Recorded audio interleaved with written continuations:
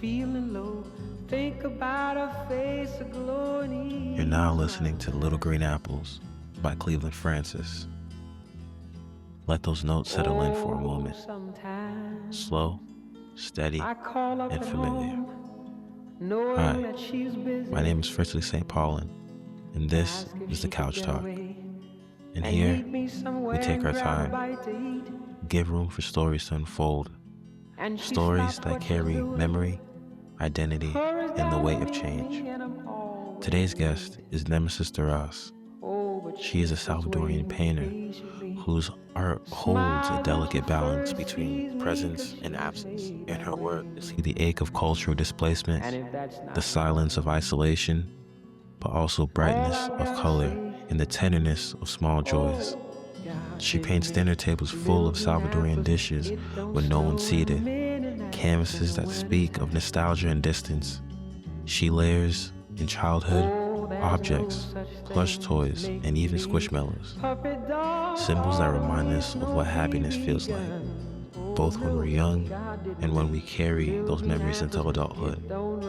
Her paintings are stories of migration and memory, but also survival and joy. They remind us that even in moments of distance, art becomes a bridge, connecting past and present, culture and community. So lean back, let the music fade into quiet, and take this moment with us. I'm Fritz-Lee St. Paulin, and this is Yucca Radio, and welcome to the Couch Talk.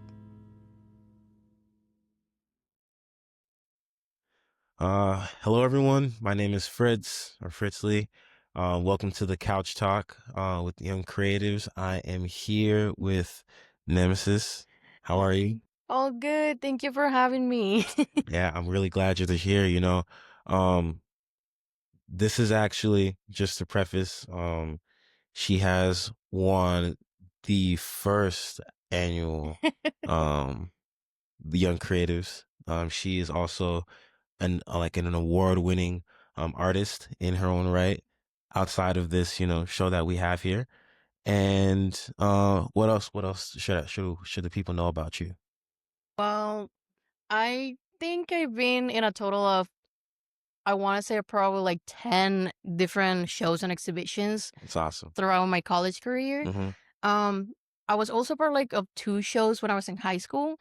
Yeah. I don't really remember that much of it because I was just starting, but it was mostly like submissions that my professor will do. That's real. So that's definitely something that I really like to be part of. I like to be part of different shows and exhibitions. Mostly the ones that basically have some meaning behind it. Yeah. Because, like sometimes they will have exhibitions that don't really have a theme going on. I've been part of 2 of those down at City Arts. Yeah. But I like to be part of the type of exhibitions that are towards the same kind of like subjects that I usually base my paintings on. Now I have to ask that, just what inspires your pieces then? So my pieces are very broad when it comes to subjects. Yeah. The 2 pieces that I submitted for Young Creatives are very different from each other. The first one that I won the award for, that was basically a self-portrait that I did for one of my classes. But portrait? Self-portrait, yeah. Really? Yeah. Okay. The topic was basically a self-portrait, but at that point, I was still working on one of my main body of works, which is basically, it encompasses the topics of cultural displacement, which is a very strong topic that I like to talk about, mostly in this particular body of work that I have, and also the topics of isolation. So cultural displacement and isolation. Okay. Wow. Okay. Those are deep. Those are very. Yeah. Yeah. Then I want to ask just a question about that. So why does that mean so much to you? Yes. So a little bit of history about myself in this situation. I'm not originally from the United States. I was born and raised in a little country in Central America. It's called El Salvador. El Salvador. Shout out my El Salvadorians. I love all my Salvies. So when I was 17, around like 7 years ago, Yeah. my family and I, mostly my immediate family, my mother and my sister, we Mm-hmm. moved here to the United States. Yeah. It was something that it had to happen, and I knew that they were telling me since I was little that it Mm-hmm. was gonna happen. But as a child, you don't really think about it. You Yeah. say, "Oh, I'm gonna move to the United States one day." Mm-hmm. But as year passes, it's kind of like you forget about it. You don't know that it's happening, Mm-hmm. and then out of the blue, in I still remember it. It was 2017 when we got the call from my grandmother. Yeah. She's the one who basically was able to bring us here, Mm-hmm. and she goes, "You're coming with me. You're moving here." Yeah. And at that point of life, it was one of my turning points per se. Mm-hmm. So I had to change everything that I had in my life. I already had Mm-hmm. planned everything because at that point I was also finishing high school back in my Mm-hmm. country. So what did you want to do back I home? I also wanted to go into arts. I already Mm, had my plan set that's up. awesome. Yeah. Yeah, that's awesome. I Yeah. already looked into the universities that we have over there, and then Mm-hmm. there are programs, Yeah. and I was so sure that I was gonna get into one of those. But when we got the call and we had to move here, Mm-hmm. everything changed. So I had to move to this new country. I had to learn the language from scratch, Yeah. mostly because during the time that we got here, it took me probably a year and a half to actually start talking more fluently in English. Okay. So I had to push myself in many situations. Mm-hmm. But at the same time, I was also noticing that when I met different people from other countries, Yeah. I realized how much I didn't really think about other countries per se. Yeah. Like, whenever you live in another country, it's basically like that's your whole world. That's the Mm-hmm. only thing that you understand. Um, you will know about other cultures, other people, but you don't really think about it. Mm-hmm. And it's something that I noticed when I moved here and I met different people from different nationalities. Yeah. I have met so many people. Most of my friends are from different countries. That's I have beautiful. I Yeah. have friends from Venezuela, Ecuador, Guatemala, Puerto Rico. And whenever I hear stories from them, like from what they had to leave in their homes and in Mm-hmm. the culture that we have, I just find such a it amazed me so much Yeah. because even though we have similarities, we also have things that makes us unique Mm-hmm. culture wise, but we also build this surrounding community, you know? Yeah. That's one of my main topics as well. I like to talk more about, in my case, it will be like my Salvadorian culture on it, but I like to include like little things that are basically important, Hispanic wise. Mm-hmm. Um, when it comes to the topics of isolation and cultural displacement, I'm basically basing myself in my experience. Okay. I'm basing all my topics in my personal experience, which is basically moving to a new place that you don't know anybody, you Mm-hmm. don't talk the language, and you have to adapt to survive. And then you felt isolation within that. hmm It comes with that, and as I was focusing so much to try to survive myself into that one, Mm-hmm. I slowly started realizing that it was not only me, Yeah. but it was also about my family as well. Mm-hmm. Because that same feeling of isolation, I think it's something that we all have. Like, not necessarily all the people that migrate to here or to other countries. Yeah. Even if you live here but you move to another state per se, you will also feel that fear, that feeling of That not change. belong. Yeah. Exactly. That change. It's like it's very uncomfortable because like you are stepping outside of something that you've known, and now it's like a whole brand new thing hmm that you actually have to adapt to. And like I appreciate that perspective, honestly. Yeah. I'm thinking genuinely now personally about even my own personal life, right? How, you know, that cultural, like you leaving your country and things like that. My family, like, cause I'm technically first generation, Yeah. um, they came from Haiti and they went through like, the legal routes and stuff like that to get to this country. And then even now, like they've found their community like through like, their own Yeah. avenues and whatnot. But like that feeling of isolation, I still definitely get you on that. I think that instead of from a language barrier, not language, because I like everybody I know speaks sort of English. um but I think through like a mentality type of like, sort of thing. Yeah. Has that ever affected you in a way, like how you view yourself as an artist, and how you just see the world? Has that ever like? Yeah, definitely. So, in my perspective, that's why I wanted to bring the painting that I did for that specific show. Mm-hmm. Because even though it's a self portrait, and that's how I name it, a self portrait of an Yeah. artist, um, I find myself that it's affected me so much because I like pop culture. Yeah. I really love everything that has to do. Of course, I'm a female, I'm a girl. I like plushies, I like colors and everything. Mm-hmm. So, one of my coping mechanisms per se when it comes to all these feelings that I had before, like all this anxiety, all this depression that I used to have when I didn't feel like I belonged. Yeah. I found my comfort in basically all my toys, in my plushies, all the Mm-hmm. things that I like. Yeah. Because that's basically what I wanted to focus more. It's kind of like I need to start not paying too much attention to the things that are hurting me, Yeah. but to the things that make me happy Mm-hmm. because now I'm able to get them. It's also that sort of transition, when you become an adult from when you were a kid, but you still have these things that you love, that you treasured. Yeah. So you're trying so hard to hang on to those. Mm-hmm. And I think that also was part of why I wanted to include all these colorful things. Like one of my main things that people that I used to be at UCF know me for is Yeah. that I will always put these little toys that are called squishmallows Mm-hmm. in my paintings because I love collecting them. Yeah. I love collecting squishmallows, and I will include them in my paintings one way or another.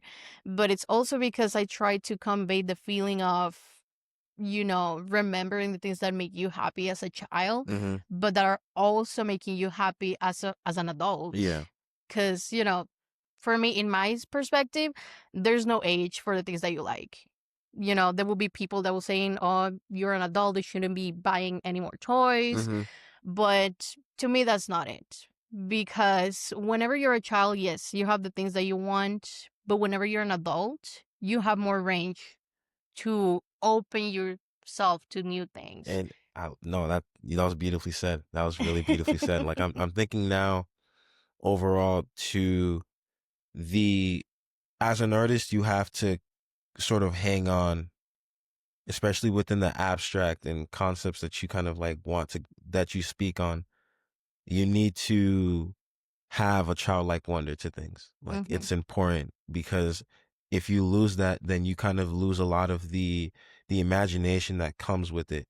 But it's when it grows with you, like you still have that, like that true innocent sort of, look to things, and knowing that you want to keep this and this is sacred to you, but having the range of like a full functioning adult that can actually do something about those dreams, and just things that you love and stuff like that, and the fact that you're able to just put it on a canvas and say that this is a piece of me and you get to see that, is like, that's, yeah, that's pretty Hmm. fire. Yeah. No, and that's also another of the feelings that I really like to convey, especially in most of my paintings, Mm-hmm. because as adults, we live, mostly strict lives. Yeah. It's routine. You fall into the routine. Mm-hmm. You wake up, you get to work, and then you work throughout the day, come home, and you're tired. Then you gotta go to bed, and Yeah. then do the same thing the next day. Mm-hmm. But as an artist, we can't live like that. Yeah. We have to have some sort of connection to the things that we love so we can create. Mm-hmm. That's my vision on it. So that's why I like to include those little things in my paintings, Yeah. because even though my paintings, from my perspective, and I feel like most of my viewers also would like to see, is basically that even though they talk about like very strong feelings, very strong topics, Mm-hmm. that's why I like to include also, like the smallest things, something that will make them laugh, something that will make them forget about, Mm-hmm. something very dark. Especially because when I was at UCF, when I was still a student, there were so many students that they will have, their body of works will be about, painful things, very deep topics, which is fine. But for myself, I have to have some sort of way to disconnect myself from the pain that I used to feel.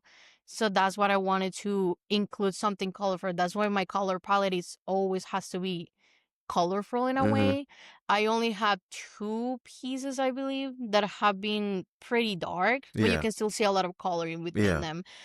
The last piece that I did before I graduated was called A Dinner for All, and it was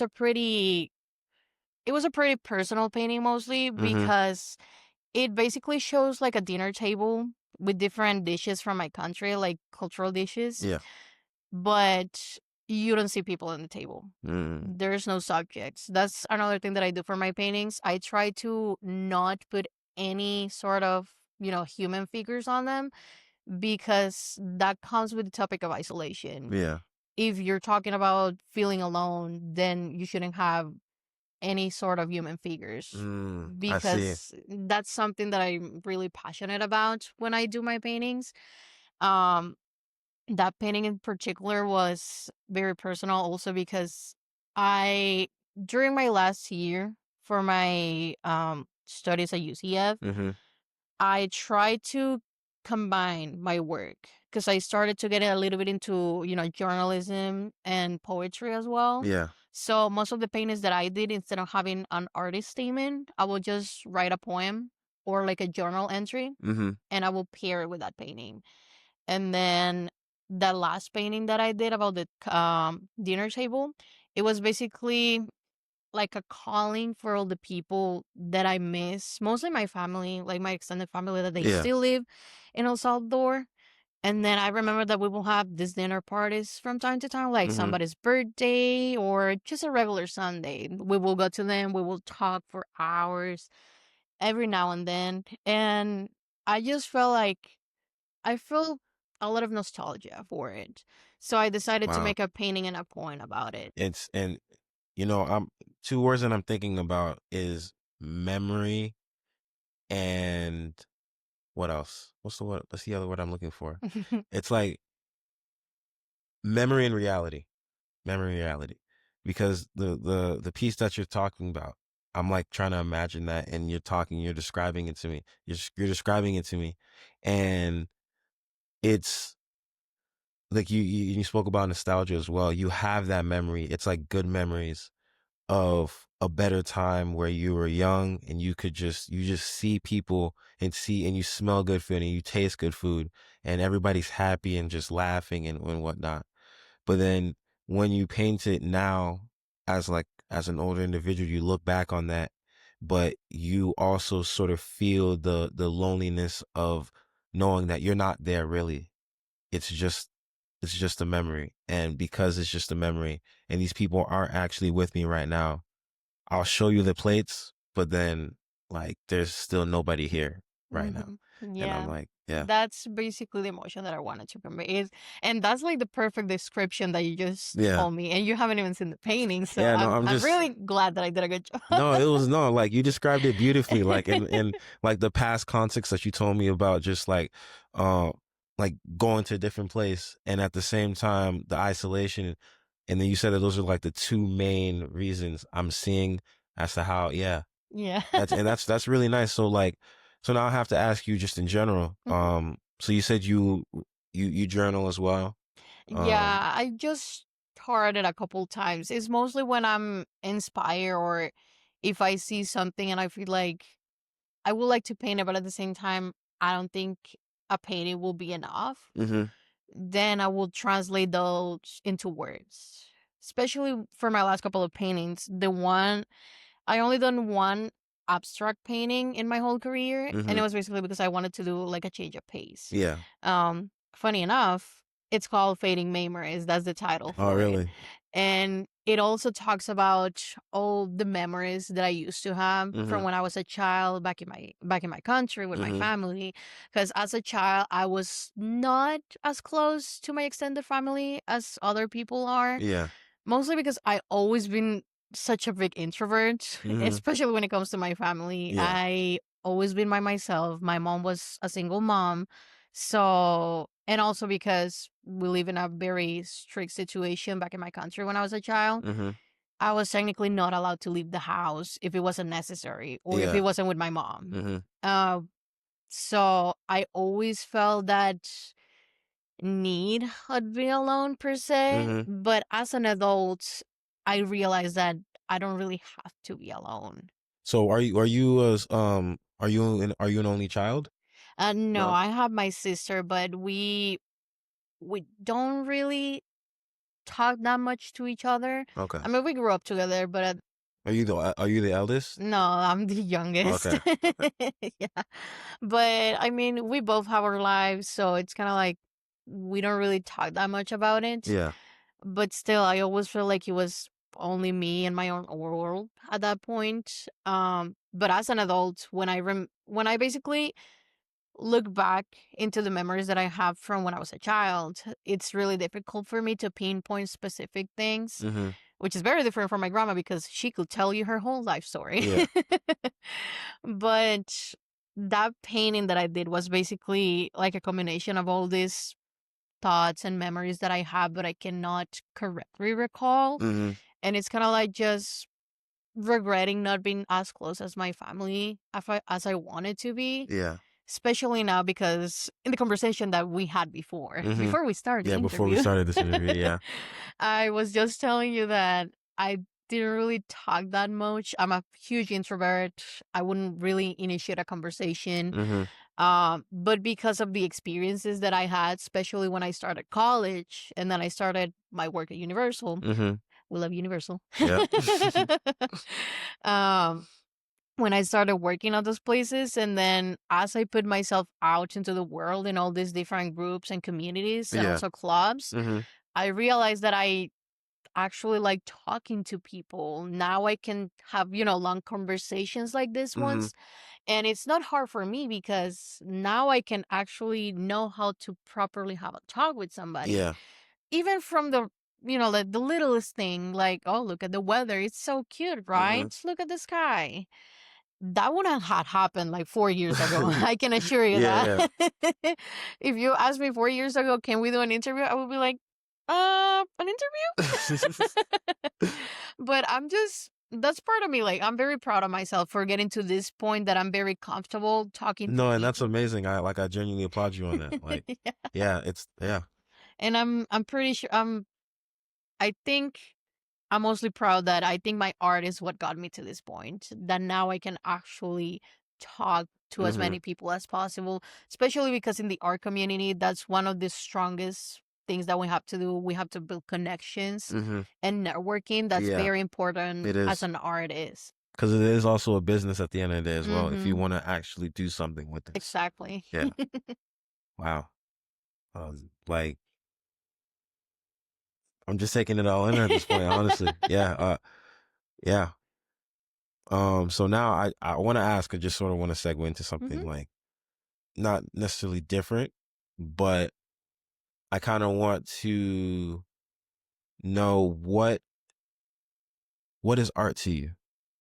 For me, I know for a lot of people, art has different meanings. Mm-hmm. Like, there's not a correct answer. Yeah. And I will be one of those people that I will also tell you there's no like specific answer. Mm-hmm. But to me, art is basically the things that you can really convey in a direct way, basically.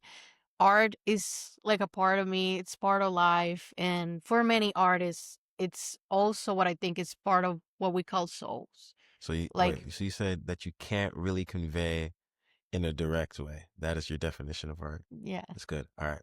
Continue. Yeah. But yeah, for me, art is basically just the thing that basically saved me. Yeah. Like, art became part of my life. It was always there, but not like in a sense that I will say, oh yes, I like to draw, I like Mm-hmm. to paint.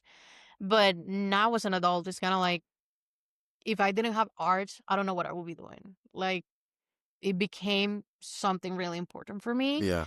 And from being part of a community of artists that I've been ever since college, I feel like art has become that point of our lives that it makes sense. it's something that we hang on to Mm-hmm. so we can make sense of a world, especially like in the current situation that we have, like Yeah. everywhere.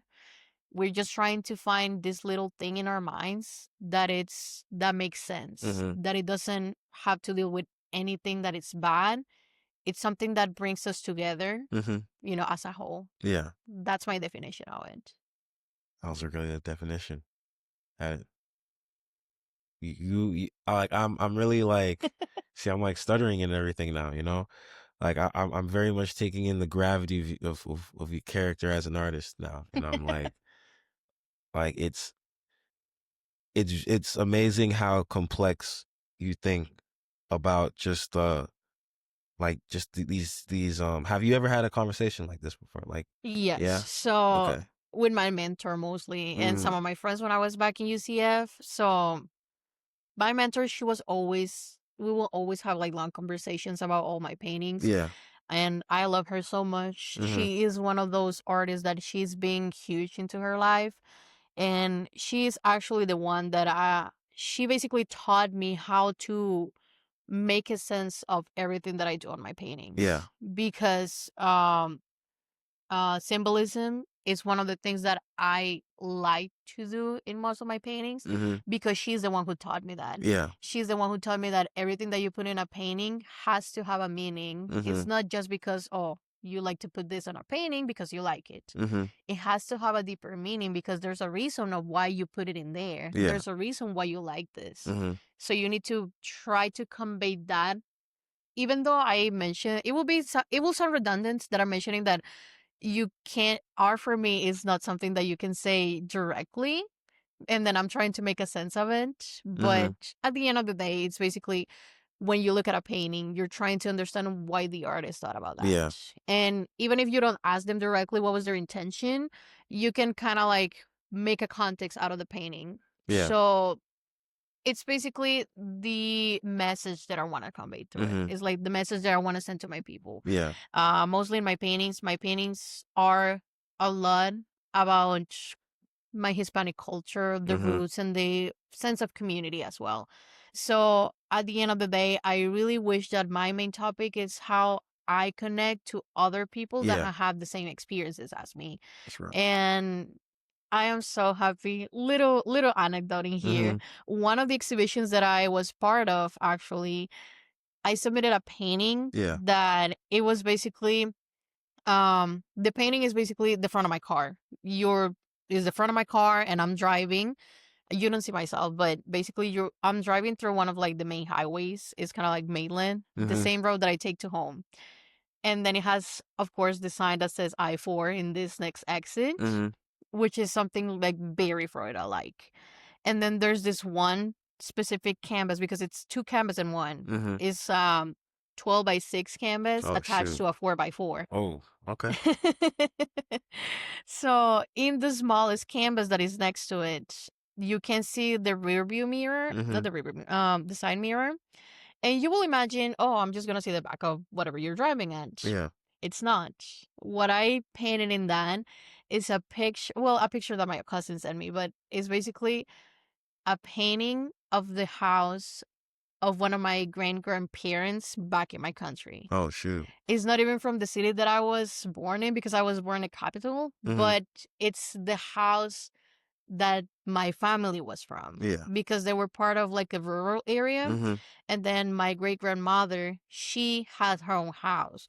I think she was one of the first people in our family to own a Mm-hmm. house at that time. And my cousin took a picture of it and he sent it to me. And I was like, you know what? I'll just include it in my painting. Yeah. Because I wanted to, convey the feelings that even though this is my daily life now, Mm-hmm. I don't forget what I had in my past. Yeah. And that's why it's in the side of your mirror, Mhm. because that's the things that are you basically In living your from, past, yeah. but it's still there. Yeah, and you can still sort of like look at it from that, but now you kind of see that it's far away. That's Yeah. that's real. And the one thing that I really love when I was part of this exhibition is that when I went to drop off the painting, Mm-hmm. I talked to one of the curators for the gallery because she wanted to come personally talk to me. Yeah. And she told me that the biggest reason that all the curatorial jurors that they had picked my painting was because they felt like that change, because all of them were telling me, we just love how you were able to don't forget about your roots, even though we had to move in here. That's the main reason that we picked your painting as well. And I'm just glad that I didn't even have to explain what my painting was about, but they got the message that I was trying to send. I think that's one of the biggest things that I have as an artist. That's one of my biggest stories that I have. It's like my favorite one. All right. So now I just have a question for you. And that would be, what do you think your next evolution is? Like what concept has been like just flowing in your head that you just don't really know what it is, but you're just like, I think soon I'll tackle this in my art? Yeah. I think it's mostly one of the concepts that I started my paintings with. I do talk a lot about, cultural displacement and isolation, but my paintings specifically, they have a range of different subjects that I usually convey to. It just depends on what I want to transmit with them. Yeah. And I think my next evolution into what my paintings are going to be about is basically, self appreciation.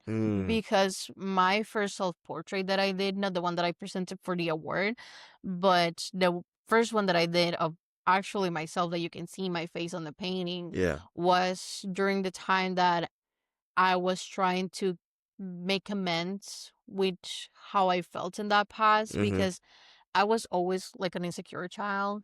I was never able to see the beauty of myself, basically. But when I started painting those, it was kind of during the transition time that I said, okay, I'm beautiful, I'm self-worth, I can do this by myself. I don't know why I'm putting myself down. So that's another feeling that I want to convey as well. So that's definitely something that I'm going to start working on as well for my paintings. Especially because I remember that there was one instance in one of the classes that we had. Usually when we had critique, we will be talking about this. And then this girl that she was new into class, she made a painting about talking about, like body images issues. And then I just felt so connected to her when she was explaining it to the class. I said, I know exactly what you're talking about. And even though she wasn't even, like overweight or anything, she was perfectly fine. She will always try to say, I could never see myself in the mirror because I felt like I was ugly and things like that. I was like, no, you're a beautiful girl. So that's definitely something that I want to convey as well, because it's kind of like a self journey per se. Because at the same time that I'm still dealing with these issues, I also want to help other people understand that, yes, you're a human being, you're loved, you're beautiful. You don't have to be tied by this, society standards of beauty, because as long as you feel beautiful and you know that your self-worth is basically that, it's self-worth, It is. then that's enough. Exactly. As long as you love yourself, that's enough for you. That is the one thing that I wanted to convey to people. Your love, and you don't have to basically make anybody happy but yourself. That's basically one of the big things that I want to convey. And I think that genuinely, and kind of said it before, like in this climate that we're living in, it's needed more than anything now, because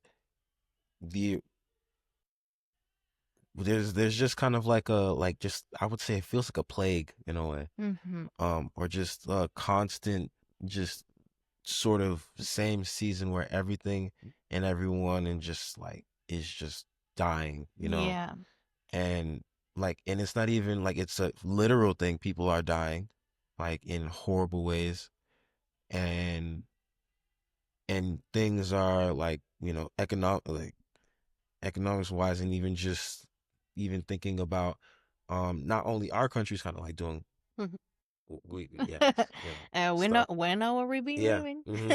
And but just other countries in general, everything is just feels like in turmoil in this point, and I feel like people just start to forget about their personal like things. So I think that when individuals start to get like hostile, they like they they're hostiles with them. They're very hostile with themselves, and then they start putting it out on other people, and that's when like cycles of just why everybody is just so like mad and Yeah, sad at each other because everybody's like saying names and things like that. exactly. Mm-hmm. That's why I feel like art is important Yeah. because, to be honest, if you're living in the real world, as most people say, Mm-hmm. why would we live in the real world?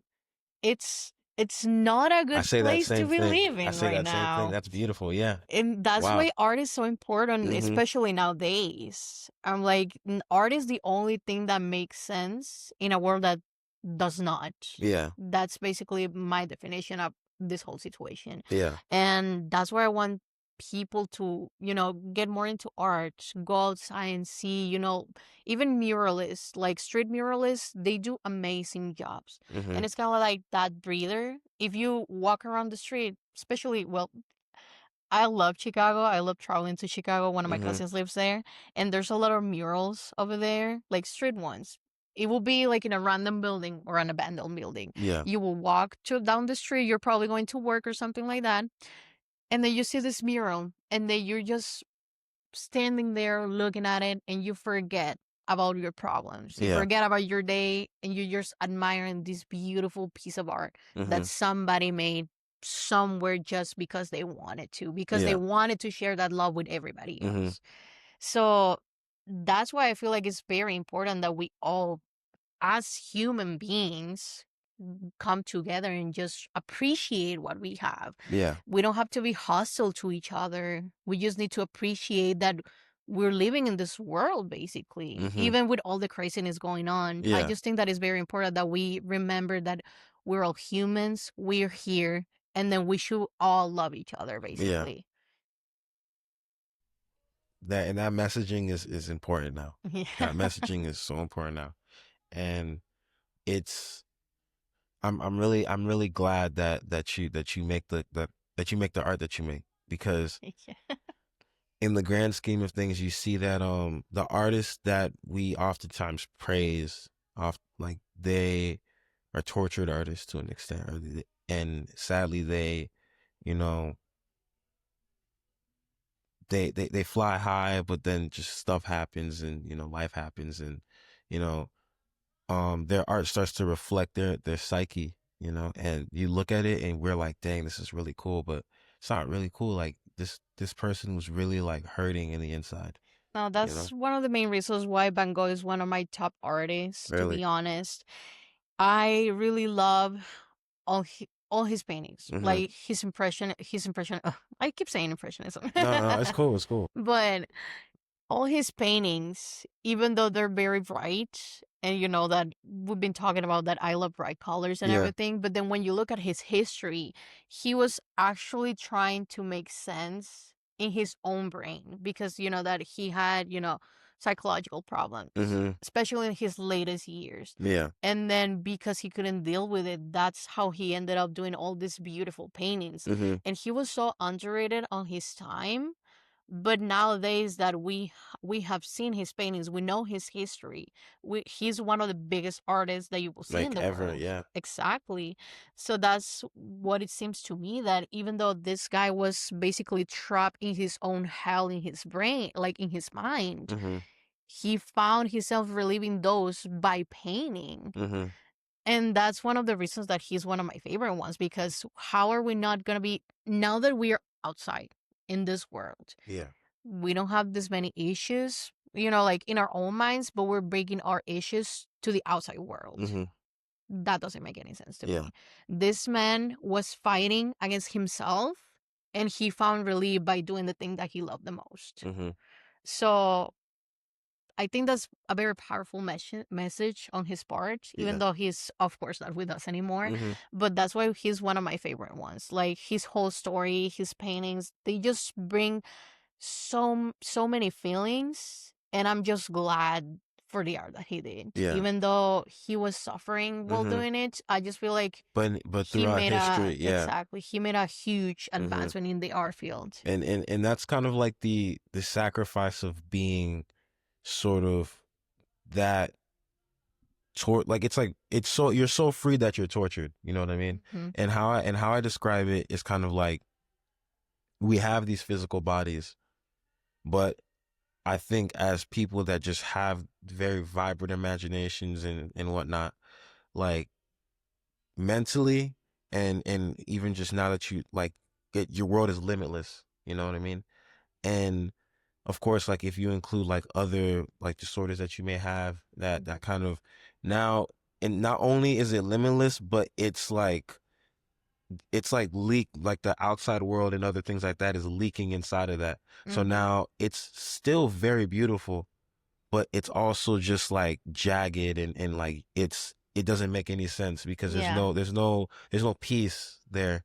Yeah. And in this situation, I feel like whatever whatever demons we will have in our brains, they're basically just leaking out into the real world at this point. Yeah. And I think for many of us, to be fair, like art will be like the one key solving this. Because if we just stop all our problems and we just stare, not necessarily stare at a painting, but whatever you do that for you makes you happy, whatever you do in that, I think that's going to be the one thing that is going to save you from all this really terrible things that are happening. And I think now that like I feel like you're saying art, and I think genuinely we're talking about something even bigger now, and I think it's more so culture.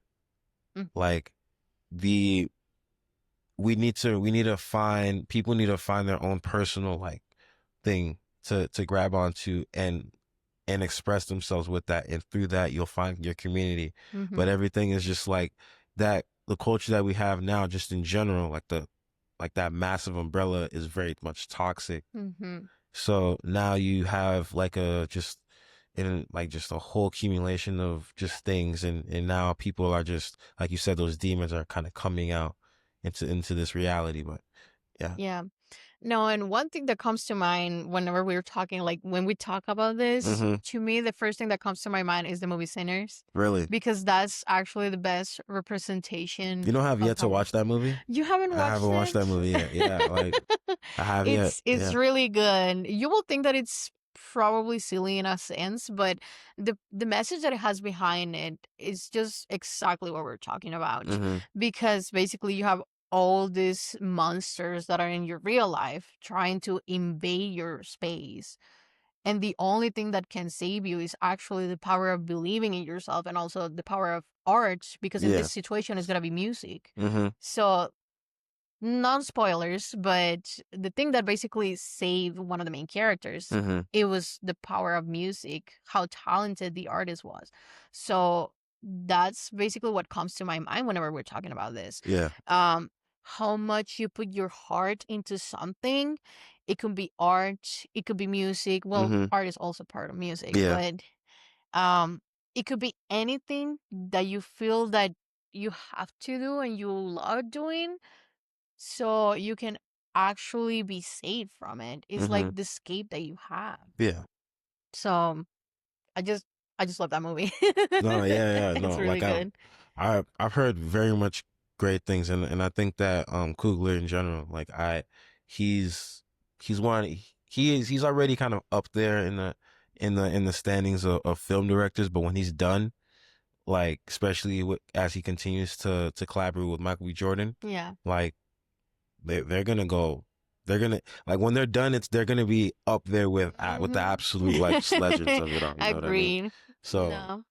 I think my favorite scene throughout the whole movie, it's when they're having like the party in the barn. You'll see it, but I just love how well done that whole scene was, because it also brings together a community. Like you have different culture, like a clash of cultures basically, because you have the Vietnamese family, and then African Americans, well, Africans basically, and then you have these different timelines for Black history in this case. and how they all come together in one particular scene during that whole song, and how the different genres of music are melting together in this song. I just feel like that was such a powerful message, such a powerful scene. Mm-hmm. And I have to admit that they couldn't have done it better. Yeah. It's really good. It's really awesome. That's it. And it kind of, and I could see as to why you enjoy that scene so much, because now you kind of talk about you being an extrovert, like, or just being out there more, and the community that you're a part of and how diverse that is now. And now you get to see that on the big screen, and like to see it in such a beautiful way in song, in an art form. Like, I could see as to why that was your favorite scene now. Yeah. Yeah, it was really good. Go Mhm. watch. Definitely, like, go watch Sinners, guys, please. But yeah, like, I'm truly, thankful and blessed that you're here. Thank Like, you. Thank you for having me. yeah, this conversation has been very fruitful, and I've learned not only just about your, like, just you, but just the overall, like, I've learned a lot, and even just in the definition of, like, what is art, you know what I mean? Yeah. And like, I love Van Gogh as well, but how you describe Van Gogh, and just like that also gave me more of a perspective on that regard, but yeah, is there anything else that you want to, like, add before we finish, or like, want to talk about? Probably last thing, it will Mm-hmm. be like, Happy Hispanic Heritage Month, everybody. Hey, yeah. Let's go. Mm-hmm. But yeah, that's probably gonna be it. Mm-hmm. It's a month very important for me. Yeah. Mostly because, with everything that's happening, they have gotten rid of some holidays, Mm-hmm. which I do not agree with. I was like, holidays are there because they're important. Yeah. But for me, it's always been something very special. Not only here since I moved in, because here in the United States, Hispanic Heritage Month, it's for a whole month.